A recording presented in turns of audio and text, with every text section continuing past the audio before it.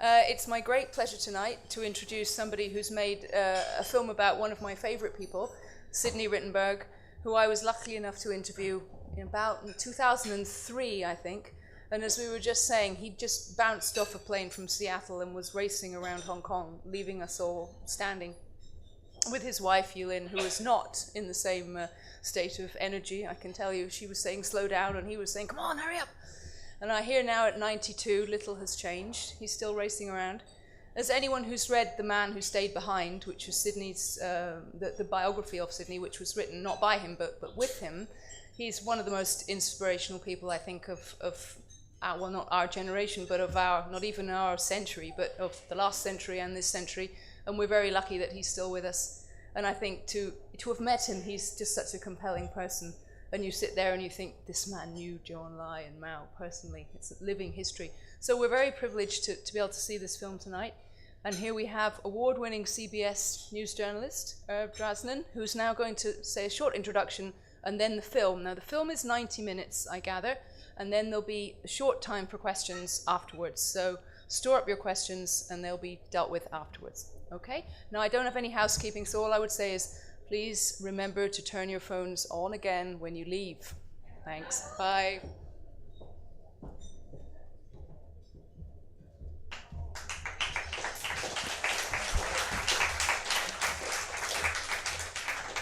Thank you, Anna. Sidney was with me in Beijing on this trip and had to go back to the States, so this time I am the man who was left behind. I'm very happy to be in Hong Kong. This has been an interesting journey from the basement of the Polish embassy in Beijing, where the FCC sponsored a screening, which was not on Chinese territory, of course. And then in Shanghai, where the film was sponsored by the Shanghai FCC in a trendy pub, which they took over for the night, which was very much on Chinese soil. So, but I am happy to be, and I'm not used to it on this trip, amid the elegance and hospitality of the Hong Kong FCC, of which I'm a member from 1997 and 1998. You may have your own context for viewing this film. Let me offer just a bit of my own context in making it. The U.S.-China relationship, of which Sidney Rittenberg is a part, has a complicated history. We have fought alongside the Chinese. We have fought the Chinese. And today, we are seen, I guess, as rivals of the Chinese. In America, China has often been a source of controversy. It has affected our domestic politics. It has affected our foreign policy debates. And again this year, our presidential campaigns. The documentary film in recent years has also been a source of controversy in America, tainted by films not motivated by facts and fairness, but by partisan politics on both the right and the left, used as just another tool of political and cultural bias. So I wish to make my position clear. I come from a different school. It is the tradition of the documentary as journalism, and beholden to the same rules and guidelines and ethics as print reporting. And it is something I feel very strongly about. There are many reasons for making a documentary film. Among them is to tell stories that otherwise will not be told, to address the historical record, to try to expand our understanding of history, to connect the past to the present, relevance to the world in which we live in today, and to reach as wide an audience as possible. All of these were reasons to make this film. We interviewed Sidney 4 times over a 5-year period. In all of those hours of countless questions and prodding, not once did he ask to see what we were filming or how it would be used. And not once did we offer to do so, thus upholding another principle dear to me of independent inquiry and reporting. When I first set foot in China in 1973, little did I know there was an American named Sidney Rittenberg halfway through his residence at Beijing Prison Number 1. In many ways and for many reasons, had I known who he was and had I been able to interview him, we would not and could not have had the same conversation that we have been having 30 years later. And in the name of accountability, I will be here to take any questions we have time for and that you wish to raise after the film. But thank you for being here.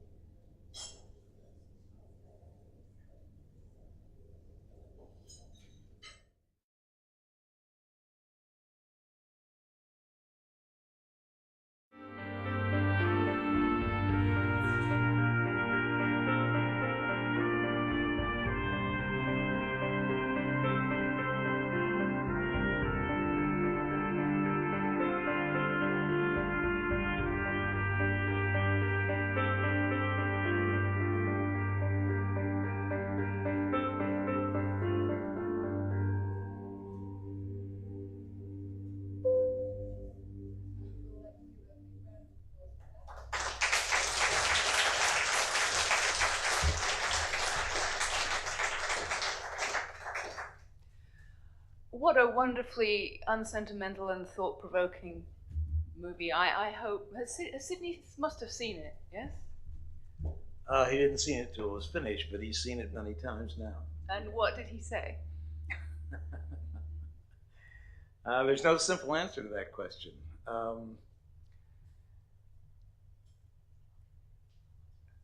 That's a hard question to answer. Nobody's asked me that.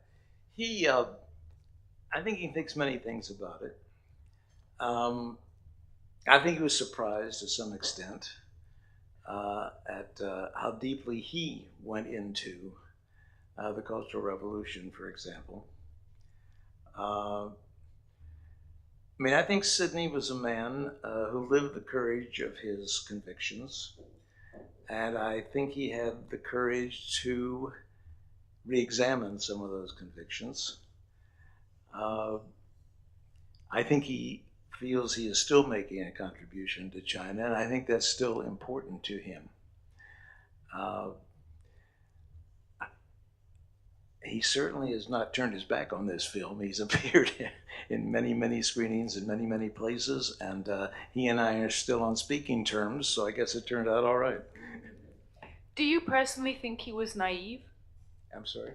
Do you think he was naive? Do you think he was naive? Do I think he was naive? What I think is it's really unfair for me to speak for Sidney. I don't think he would say, he's not here to defend himself or to explain himself. I don't think, would say that he was naive. I think he said that he would have it no other way. He made decisions that I think would be hard to understand for many of us. I know that if I had been sitting in a Chinese prison for a year and they came to me and said, you can either leave right now and go back to the United States or stay here until your case is resolved, I would have been on the next plane to America. Sidney wanted to prove himself. I think he wanted to prove himself when he was a college student and all but abandoned his formal education to work for labor organizations for unions and for civil rights. I think he felt that deeply. I don't think he came to China knowing or that it was his intention that things were going to turn out the way they did. I think he was originally supposed to study Japanese, and he asked to be changed to Chinese because he figured that if his language was Japanese, he would be sent to Japan following the war and be part of the occupation force, and it'd be even longer before he was able to come back to America. But I do think he was moved by what he saw in China. He had his own flirtation with the Communist Party in America, and one thing led to another. You know, not everything is planned in our lives, and but once he was given the opportunity to stay in China at what he perceived, and he was right, as a very historic moment, that was an opportunity for him. He took it, and the 35 years he spent in China, of course, 16 of them, almost half of them were in prison. But it's a remarkable story. Okay, we have some questions. Could you please introduce yourself, and we should be able to pass the microphone around. Who's somebody down here? Hi, Edith Terry. It's a wonderful, soul-bearing series of interviews, and I truly congratulate you. At the same time, I kept wondering when he was talking about his own personal interactions in the Cultural Revolution and the 100 Flowers Bloom movement, whether he might not be still keeping something back. He talks about hassling people. Hassling his rivals and some of the rightists during the Cultural Revolution. I mean, what's hassling? It's such a, we don't know the full scale of the damage of the Cultural Revolution because people have stopped talking about it. But in the immediate aftermath, there was a great deal of truth-telling. I just wonder if you felt that he had shared quite everything there was to share. She's saying that he talks about hassling during the Cultural Revolution, and do we think that he really was completely open and frank about what he was up to? Sorry, Sydney wears a hearing aid, but I don't. I think that's a perfectly reasonable question, for which I may not have a perfectly reasonable answer. Believe me, I tried to go deeper into what Sydney did or didn't do during the Cultural Revolution. I don't think anybody tells you everything, regardless. Nor do I think we have Sydney's full story in terms of his behavior during the Cultural Revolution. I can only tell you that I got as much of it as I could. But it's a fair question. Somebody else? Over there? Nick Thompson, no affiliation. Why do you think he went back to America in 1980? I will tell you what he told us. Understand that there are 26 and a half hours of interview with Sydney, and this is a 90-minute film, so there's quite a bit that's not in the film. We decided that the parameters of the film would be Sydney's China experience, and therefore 1980 was the end of the film. He told us that when he got out of prison in 1978 and started circulating once again in Chinese life, that there were some things he was taken by that were new to him, and one was corruption.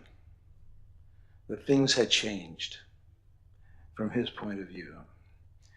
And then in 1978, Democracy Wall went up in Beijing.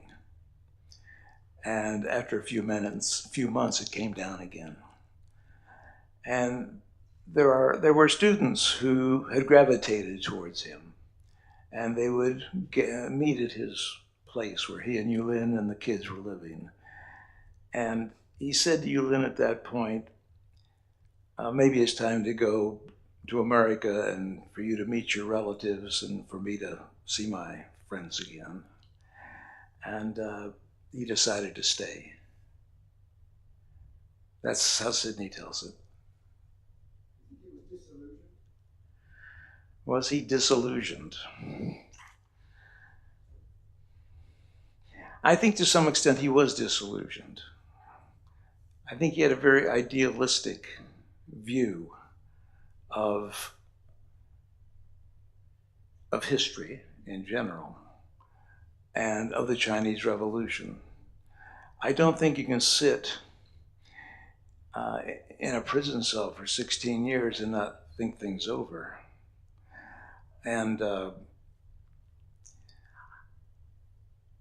But I must say this, despite that, to this day, he holds out this ideal, this, whatever you want to call it, this vision of a new China that lives up to his ideals.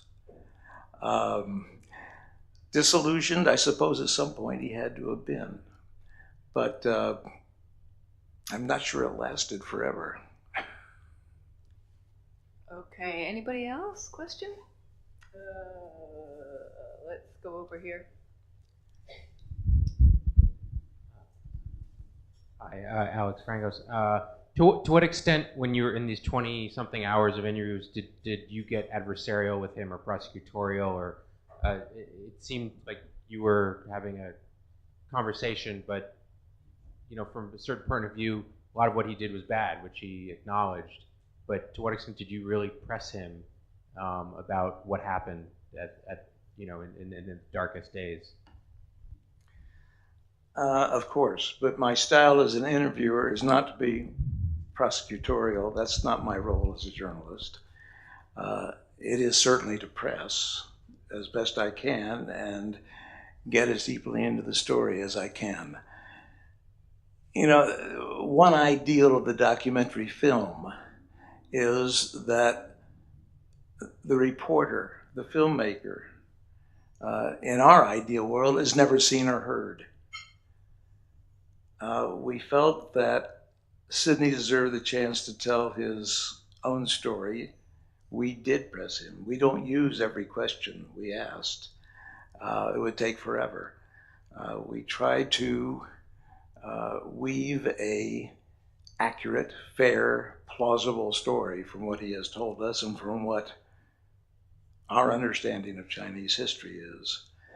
But I wasn't going to beat him over the head with it. I mean, believe me, we went as far as we were going to get. Okay, we'll take a couple more questions. Anybody else? Someone over here? Sorry, the lights are right in my eyes. Mitch and you.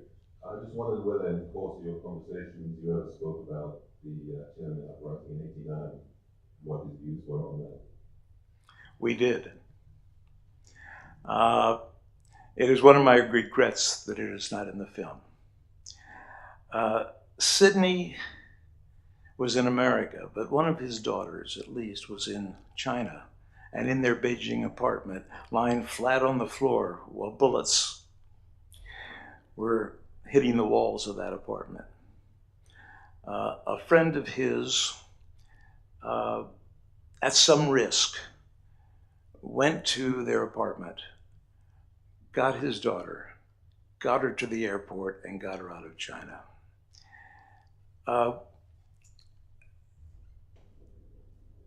There is no question. Let me put that in my own context for a second. I think every society, sooner or later, is called upon to face its own history. It is true It has been true in Germany, France, Spain, Chile, Argentina, you name America, you name it. And I think inevitably the same is true for China. And that includes the Great Leap Forward and the Cultural Revolution and the spring of 1989, June 4th. I think Sydney would share that point of view. Okay, we'll take one more question from the floor. This lady down here. Hi, my name is Liz Kim. What is his view on today's China? Does it feel like it would have been better for him if he was involved in today's China? Sydney's view of today's China is pretty optimistic. I'll be honest that when these questions, at these screenings, inevitably questions arise as to China today, about which Sydney and I have disagreements.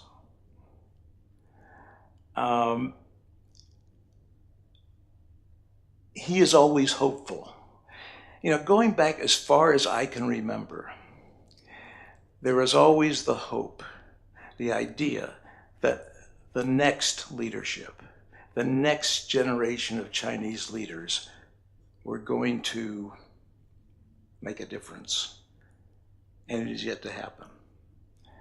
Sydney always spoke about Hu Jintao and Wen Jiabao in that way, even though it's pretty clear they were not China's hope, nor were they reformers, nor did economic progress come without a serious cost and problems. But Sydney held fast that Hu and Wen were the ones. I'm sure he feels the same way about the new leadership. And I hope he's right. I do. But he does hold on to what I consider to be a view of today's China that is in part true, but is without the perspective needed to truly understand today's China. And I don't think it's because he doesn't know better. Okay, I'm going to hog the last question. How will history view Sydney Rittenberg? I'm going to let you all be the judge of that. I have no idea how history view Sydney Rittenberg. I think he has performed a great service in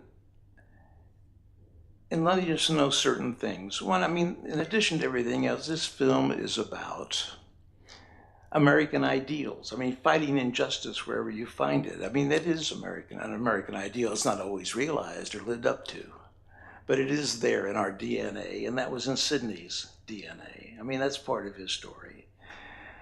I think it's also important to understand, which I think we can get from this film, you know, the limits of the foreigner's influence in other countries, in countries far different from our own, with different political systems, different cultures, different historical experience. And that's something important to understand from Sydney Rittenberg's experience. So I think there's a lot to take from this film. But Sydney is a very complex man. And I think these are very complex ideas, and I hope at least some of it is taken from this film and that it provokes more thinking and more understanding. That's what I hope for. And where that puts Sydney in history, I think it's impossible to say. Before we adjourn, I do want to say this. I am greatly indebted to the Hong Kong FCC. They did a wonderful job in putting the picture and sound up there the way I wanted it to be, and I thought it looked and sounded just great. I also wish to say how important the work is of the people who belong to foreign correspondence clubs in Hong Kong and Shanghai and Beijing, it is important because another question that I think is raised by this film is two. Let me say two. A Chinese historian not long ago spoke of historical amnesia. He said, we're still talking about the Opium War, the mid-19th century. What about the Great Leap Forward? Why aren't we talking about the Cultural Revolution? These things are discussed in China. History is important to Chinese, as it should be to all of us. And the other thing is, which every journalist in this room knows, is the challenge of bearing witness.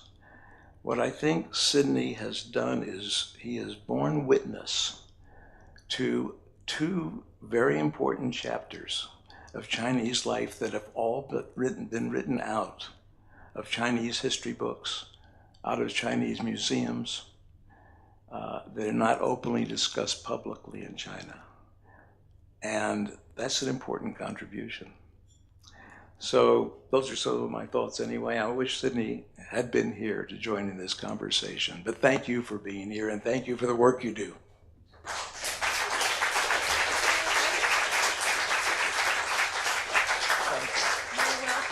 It just remains for me to give you the obligatory FCC gift. Thank you very much, Irv. Thank you.